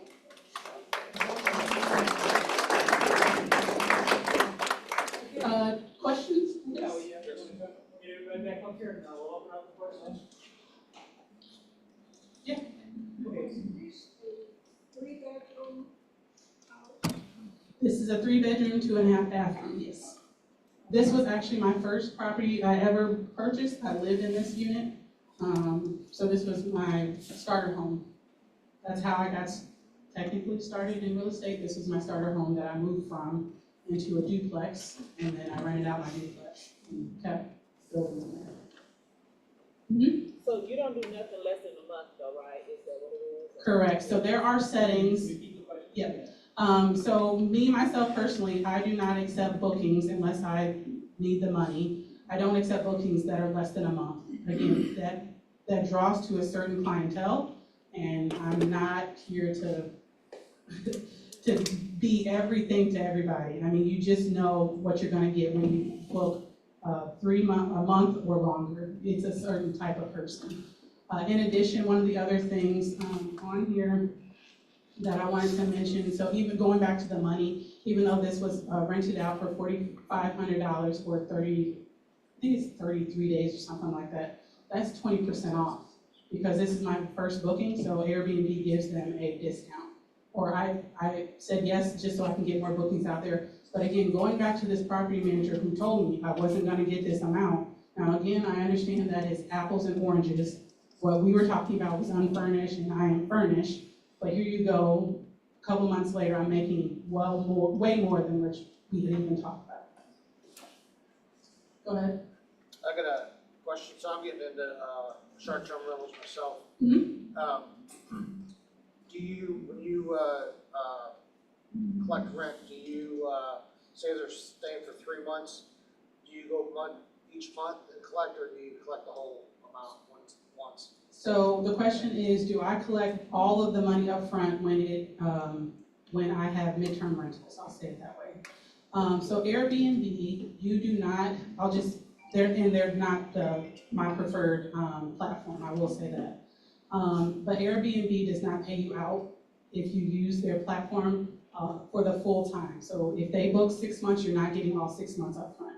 They will pay you in installments, and it's not necessarily monthly. I don't remember what it is. It probably just depends, but they don't give you all the money up front.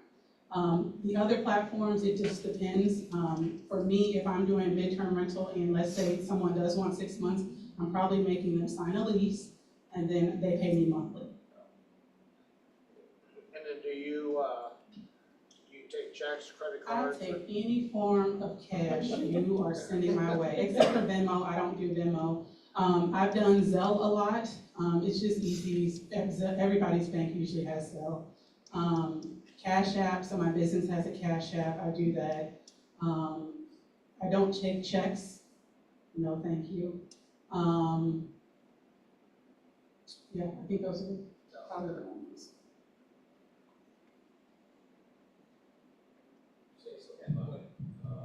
Since we're on that topic of short-term and midterm rentals, the last house I rehabbed for my son, he bought one out in Fenton, and he's done a 6-month, I guess you call it midterm, rental with a family whose house caught fire. And he went through it, and I don't know the name of the agency, but apparently there's agencies out there that when people have fires in their houses or whatever, they can go through and then this agency will find you a home. So that's what he did. So they have at least a 6-month rental. And then as far as the furniture goes, they rented their own furniture and had it brought in. The insurance company paid for that. Now, if he had furniture there, he would have got more rent. And so instead of getting maybe $2,200 a month out there, I think he's getting $3,000, $3,500 or whatever. The only thing concern is, you got to find somebody else when they move out. But there's usually people having fires all the time. But anyway, he's trying it out, okay? We got one that's gonna be coming due pretty soon, and we're kind of thinking about trying that out too in the midterm. But, it's harder to rent right now at this time of year, not that we, can't, but, what's that?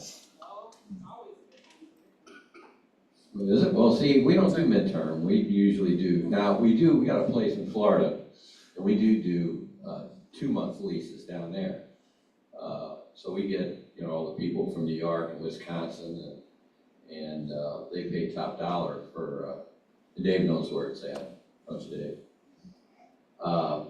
Yeah, but it's very well liked. It's a retirement center down there in Florida, and we're getting $6,000 a month for January, February, and I think $5,000 or something like that for March and April. And it works out real good. The only problem is when you get the Canadians coming in, if they don't have a bank that's with the bank that we got here in the States, there's an exchange rate, and that can kind of cause problems. But so we're doing the midterm in a sense with that down there. But up here we do, we personally do 1-year leases usually. I'll just mention, because it's something that it dawned on me. You don't have to keep your rent the same price when you're a midterm rental. So I'm learning to play with it as seasons go along to see what people will accept. I may lower my rent just down slightly, but I will say on Airbnb, they have something called smart pricing. And so they know what other people are charging in the area. And so they'll adjust my rent for me so that I'm not the one that's way out here and out of the box. I'm in the ballgame, they'll do it for me. But yeah, it's always a good time to rent to midterm because nurses are always needed. It's not every 3 months that they come, people are needed, and I will agree, there's fires all the time. And if you can get in with a insurance company, one of my duplex downstairs that's also furnished, this was the first time I had somebody who used the agency. So I've been trying to get in with the agency because, again, once this person leaves, potentially they'll just send somebody else. So. I got a question about you. You said earlier you had an eviction story. Oh. Nobody wants to hear your eviction story. Well, I think if we talk too much about evictions, everybody's going to think real estate's not a good thing. So always remember, especially for those who are starting out, how many ones in here are just starting out in real estate? Okay, we don't want to scare the bejeebies off, okay?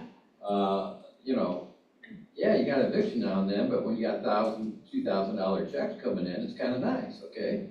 So remember that, okay? You got to have grit in this business. And so when you have an eviction, yeah, you have it, but for the most part, you don't have evictions unless you're not doing something right, okay? But if you screen properly, you shouldn't have that many, okay? So anyway, it's a long story short, but we had this house, and I'm rehabbing it now out in Telegraph, and it's a story where these people have been renting for me, or were up to recently for about 15, 20 years. And the situation was the boyfriend and the lady, they had 3 kids there, okay? And everything was fine, they were paying the rent on time. And during the COVID years, we never raised the rent, we always kept it low. And he had an asthma problem, and he happened to just, you know, get real sick with it. When the hospital came out, and I was talking to him there one day, and he's lighting up a cigarette. I said, "You shouldn't be doing that, you know." Well, 2 weeks later, he dropped dead in the house, you know, and they had 2 kids in grade school and another one in high school. So we purposely did not raise the rent for like 10 years, okay? Literally, so, you know, $300 and $400 under what it should have been. And we did this because I didn't want the kids to leave. We wanted them to stay in that community, stay in that school district, and raise those kids. Her mom was there too. Because we cared about them, okay? We cared about their well-being more than money. And so then we had COVID hit, right? You know, and again, we thought, well, we're not gonna raise the rent. So we were like at least $400, $500 under what the market rent was going for. So last year, finally, the kids are now 20 and 21. They're out of high school, okay? They're all grown up, one's left, and the other two have left. So I say, you know, to her, I said, we're gonna raise the rent $100. And she just came unglued saying, I can't believe you're doing this to me. You know, I've been such a good tenant. I said, well, you've gotten a great deal. I said, for all these years, we've lost probably tens of thousands of dollars in rent because we kept it purposely low for you, you know, to raise a family and not disrupt everything and make sure, you know, kids, blah, blah, blah. Well, she just went on and on and on and raised all kind of hell. So that kind of upset my wife. And so in January, I texted her a deal saying, well, you know, I'm getting older, I want to rehab the house. Long story short, you're going to have to move. And they had been in there 15 or 20 years, I can't even remember. So come, you know, the lease was supposed to be up at the end of May. Come the end of May, guess what? They're not moving. They're still there. I'm saying, what's going on? Well, we haven't found a place yet. I said, come on. So the following month, still no different. Following month. So we decided to file eviction June 20th, I think it was, and we didn't get her out till September 9th. It took about 2.5 months or 3. And she had stuff packed up on the outside of the house the day the sheriff showed up. And luckily she wasn't in the house. She was moving it away, she was off at the time. But she was still there that morning, sleeping in the house, you know. That's how, you know, crazy it was. The sheriff came in, this county sheriff and his buddy, and they were real friendly. We're laughing and joking, and they just walked through the house, made sure everything was okay, and he showed me a piece of paper saying, this is all you need. She cannot come back in that house.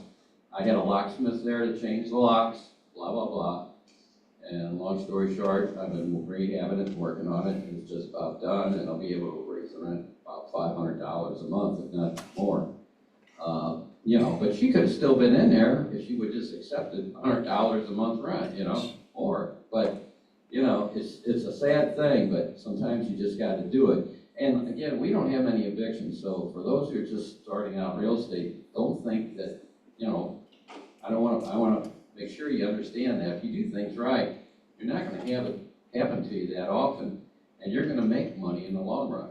Okay, it's just you got to learn how to do a proper lease. You got to learn how to screen properly, and know all the laws that pertain to renters. You know, but if you do it right, you can make a lot of money. And the property managers, you know, you just got to really work with them. You know, and find a good one if that's what you want to do. The last thing I would say is, what I always did was, when I was younger, is I didn't know a thing about plumbing. So I would be right there with a plumber and I'd take pictures and watch what the heck they were doing, you know. I learned how to sweat pipes and I busted up the floors and put in the saw piping, and I've done all that, you know. But you know, it's not that you're gonna, like I was telling one young guy here last month or the month before, it's not that you're physically gonna do the work, but you got to know how much it should cost you, okay? And how do you learn that? Again, you can't find that in a book. It's there, you get bids, you go out, and then you talk to them. The guy or gal who's doing the work, maybe go watch them, or take some pictures and learn something about it. Learn what it should cost. That's so important, And it's not that you got to do everything. I'm different. I like to do it all. And I could have bought a lot more properties and probably made a lot more money, but I like to work with my hands and fix things, So, but you got to learn, and maybe if nothing else, I did a lot of sweat equity when we first started out. There's no reason you can't paint, okay? Okay, maybe you can't do the wiring, maybe you can't do the plumbing, maybe you can't do the HVAC, maybe you can't do carpentry work, but you sure should be able to paint. Now, I know some people are better than others, but if you want to save some money, do that. You know what? And while you're there painting, you might watch one of the tradesmen do something, and you might learn something. And over the years, you learn, and then you learn what things should cost, so you know whether or not you're getting ripped off. That's such a big part with you beginners. You don't know how much should a toilet cost if you got to replace it, Hey, I got a drain that's all clogged up. How much does that cost? How much should, a roof cost? You have any idea? Or you have your gutters cleaned out, or a new door put on, or whatever. All these, garage door, it needs to be worked on. New AC, How much should things cost? So important you understand, so you can budget and understand how much things are gonna cost when you have to have a repair. Okay. Any other questions from the floor?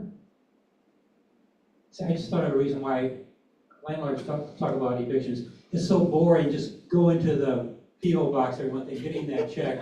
The only excitement is that when you don't and you gotta go through an eviction, those are the exciting days. The rest of them are just so boring, going and getting those checks. They are better stories. Depositing it in the bank, and going on those cruises, scheduling that. Anyway, that's why we talk about it. There's other stories, some of them you can't Yeah. probably really say. Yeah, Public, This is my first meeting, thanks for having me. okay. My name's Mike. Been doing a little research for the last month or two on buying a first property. And I've obtained a spreadsheet where I can figure out, plug in numbers and see how it would work financially if I bought a $200,000 house, $250,000 house. And what it's pointing to me at, putting down 20% and plugging in 6.5%, 7% interest rate, I'm showing a negative cash flow. And I was wondering, I haven't really, but I did ask a couple people at the table, and just throwing this out to the rest of the room. Is this something to get into at a 7% interest rate where things are at right now? Just wants anybody's thoughts on that. Again, using 20, my purpose would be to buy and hold. And just hold on. Okay, well, I'm sure we got several comments. Anybody want to start on that? There's one thing. The golden rule is you make your money when you first buy it, okay? And you cannot buy property for the market rate usually and make the numbers work. So, what they're listed for. So what does that mean? Usually you want to find, quote, a good deal. What's a good deal? Something that's undervalued versus, what it's really worth. And that's the biggest. There's two things that's the toughest thing. One is finding the property, and one is financing it. But those are the hurdles you got to get over, And again, you got to think of ingenious ways to look for properties. Again, you have a buddy whose uncle just died, or mom just passed away. If you just go on MLS and start looking, it's tough, okay? It's tough to find something that's at the right price. But if you try to buy it, the home's worth $200 and you buy it for $200, you put 20% down with the interest rate versus what you can pay on get for rent, you probably get a negative cash flow, and that doesn't make sense.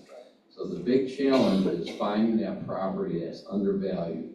Maybe it needs some really work on it, okay? Maybe you do sweat equity at first, or you find a wholesaler, if you, make sure that you know how much it's gonna cost to bring it up to speed, and do that, you know, you can try the wholesalers, you know. But if you just open up, you know, go online with the MLS book, it's almost impossible to get the numbers to work. So again, you gotta find, you know, somebody very often before it ever hits the market, you know. My son is buying another property right now from a friend of a friend, you know, they want to sell it and not put it on the market for various reasons, and they need a quick sale, so he's gonna buy it. We used to buy them all the time. I think we bought 2 properties on MLS out of all the 4 years, so we've done. It's a matter of that angle, finding it before it ever gets on the market. That's really, but you know, if you're looking at the numbers and you're in a negative cash flow, you don't do it. Now, if you break even, we've done that before.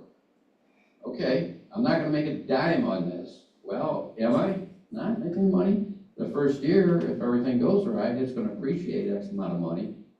You're not going to get it in your pocket, but you have it on paper with that. And every year, even if you're breaking even, you know, so to speak, that home is appreciating in value, plus you're paying off the loan, you know, the principal somewhat, and then as years go by, you pay more and more. But, you know, the other part is coming to these meetings and talking to the different people, and we have wholesalers here quite a bit. And that's another avenue, but you have to go out and beat the bushes somehow, try to figure out those properties that never get on the market. A lot of times it's just relatives or friends of friends. Multifamily, try that. Yeah. Do like a 4-family or a 2-family, 6-family. You know, like say, usually the numbers come down when you do that. Those properties, the price is based on them being a positive cash flow, because those were investor properties. So they have to make sense for the numbers on multi-families. That's how I started. If nothing else, if the numbers don't work, you just gotta go back and tell the sellers the numbers don't work, and then make them an offer. See, that's why it's important. See, I'm dumb as a rock. Because we buy singles, okay? We've always bought singles. We never bought a multi, 40 of them. And I didn't know that. See, by talking to different people, you get different ideas. But I just explained for 15 minutes about midterm rentals. Did you ever consider turning your single family into a midterm? I've done that. So I just showed you how in my guest bedrooms, which I didn't show the pictures, there are full beds, 2 fulls, so the size under a queen. So with traveling nurses, sometimes you can rent out by the room. So would your numbers make sense if you turned your single family, and I think we're assuming you're talking about single family, into a multi-family. So instead of your rent being $1,000, you're renting by the room, and you turn your $1,000 into $3,000. Just now, do the numbers make sense? So, right, consider that. A little bit more management intensive, but not a bad idea. We did the single families, because when you have a multi-family, I'm going to talk the bad side of it, okay? When you got 6 of them, when you got 6 people next to each other, only takes one bad apple to cause you a problem, and then you got to deal with it. So it's more management intensive when you have multis, but you make more, okay? The other side is us. We made less, but with my job in engineering and working 50 hours a week, I didn't want a lot of management. I wanted to get that thing fixed up, give them a year's lease, and I'll see you in a year, you know? If it's all fixed up, you don't have any problems. So it's just what you want to do. But either way works, you know. But I like the idea from an initial standpoint, especially if you lived in one of them. You know, if you don't have any kids, that's a biggie. Once you have kids and they get in grade school, it's hard to move them if you're in a halfway decent school district, okay? That's a biggie we had too. You know, I told my wife, why don't we just move every couple of years? We're in Limburg School District. We're not moving. Okay, dear. You know, but if you don't have kids, you know, you could move into a 4-family or 2-family and get a cheaper rate when you buy it, you know, interest rate, right? Because you're owner occupant, living there for a year or 2, fix it up more, and then rent your side out, go in and do it again with another duplex or 4-plex. That's a much easier way to do it. That's what you did, yeah. Me and my daughter moves all the time. Like, it's just a strategy. as Jim is mentioning, if you don't want to live in the property, or you should live in the property because you'll qualify for FHA. That's just a strategy. And we're in our forever home right now until she goes off to college and I'm out of there. But yeah, that was one of the ways I built up my portfolio, was living in the properties. And I agree. We were still in the same school district. You don't have to move far. My last property was a mile away from my other one. We're still in the same school district. She still has the same friends. Be patient and look for the properties. Put your alerts out there. Talk to wholesalers and tell them what you're looking for, and the properties will come to you. But don't force the deal. Yeah. There is plenty out there. So you should potentially walk away from this one, but another one will show up for sure. Thank you. Go ahead, sir.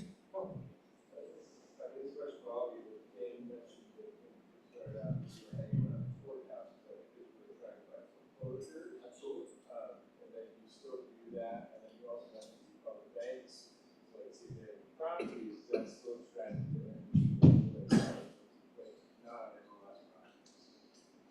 I still hang out at the courthouse.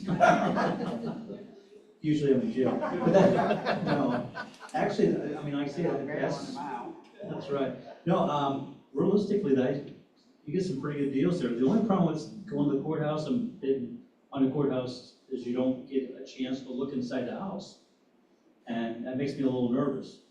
There was a company, most of you guys know it, Bellington, which were the king of the people that would go out and do the courthouse fairs. And horrible stories, but there's some good deals out there, and they actually kind of hogged all the deals, and and they did. They went completely belly up. But I say that's where I used to get a few of the deals, and I say you get to know people. When you're out there doing it, you get to know them. And I remember one time I was there at Bellington. Everybody was there.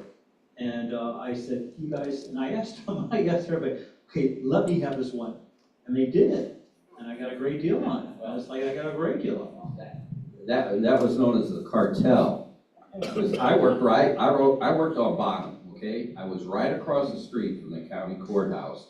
So on my lunch hour, it took me 5 minutes to walk down the tunnel into the basement and up to where they had the auction. I think it was every week, wasn't it? Every day. Or maybe it was every day. Thursday, I think it was. Yeah, and I could stand right there and watch them, and it was known as the cartel. I think they were all kind of cahoots with each other. And if there was one guy in there, that was a newbie, they purposely bid the house up or property up to a point where he would back off of it, and they would just suck up and take it. It was known as a cartel, is what they used to call it. Now, this is going back in the 80s and 90s. I have no idea how it's done now or who's there or whatever, but No, it's just kind of, we shouldn't say that in public, but it was interesting, it's the way things work. yeah, so you just gotta be careful. Yeah. Well, there's in private equity, it seems like it's getting some neighborhoods, Oh, yeah. It's just, I've had somebody, I didn't spend a lot of time at the courthouse, but I did. I had one fellow that said, I'll give you $500, you walk. I walked.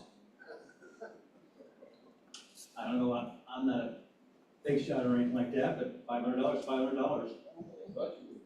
I guess. I'm a legend of my own mind. Yeah, so I guess my question is, are those still valid strategies? I'd say, yeah. Oh, you mean going to the court, to the auction? Courthouse or Yeah, I would still, going up to your local bank and saying, do you have any property? yeah, sure, yeah, I mean, there's just a number of different ways to do it, you got tax auctions and all that, which I never got into. But again, if you see a property on the street that looks like it's having issues, sometimes what I do or have done is I want to go to the house, I go to the neighbor's house.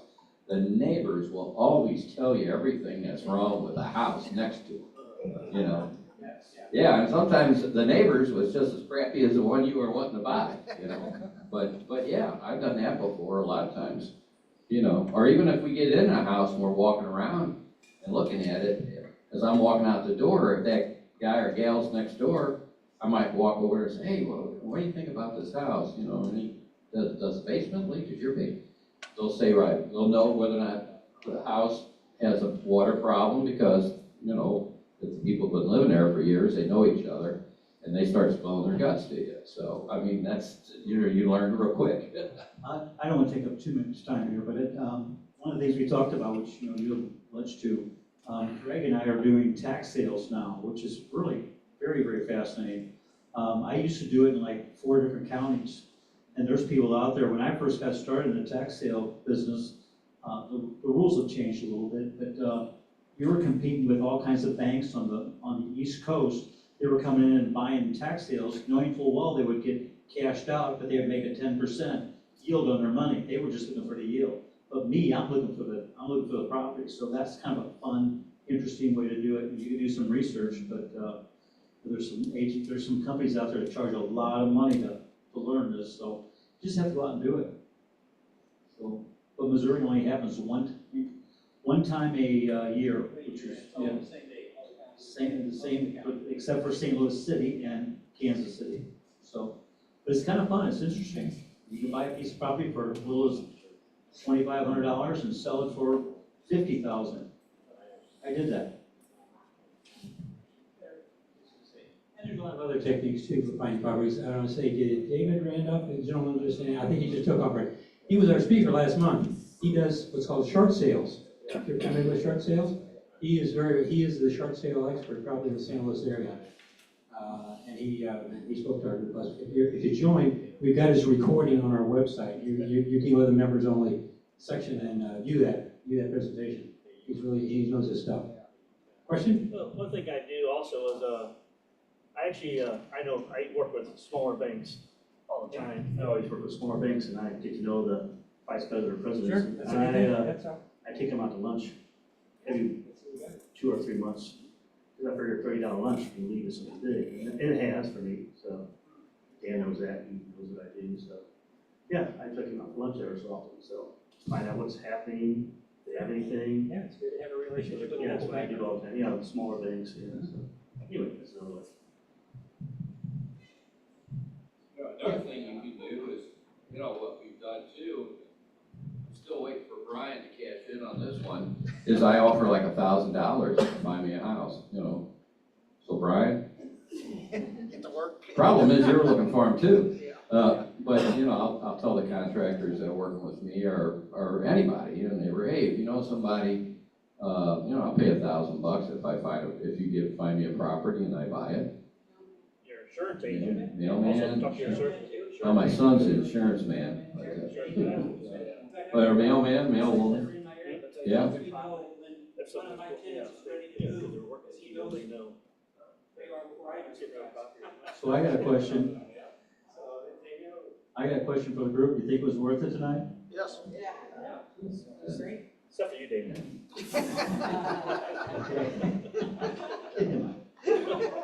No, I just was kind of curious. We have a good time. We learn something. You know, like I say, even us, we learn stuff and we do this stuff. This is one of the funnest meetings we have when we have our family discussions. Yeah. Interesting. It's down here. All right. Okay, well, if nobody has any questions, it's after 9, we got this room until 9:30 exactly, so as you landlords in the room know, you like your tenants to leave no trash behind like we saw and we are tenants in this room, so we would like everybody here, leave the trash can off to the left in that little cul-de-sac, so deposit your trash there, and won't see you next month, but did everybody get one of the little cards when you came in with our, where we're gonna be in January, whatever it is, the third Thursday, the 20th. By the sawmill, it's a great restaurant, barbecue restaurant. Take lunch and give it to your friends. It's got the new address. It's got the new address. Yeah, but I can't stress This enough. meeting's gonna be live from there. Which of these things is 10:50 Peter Road.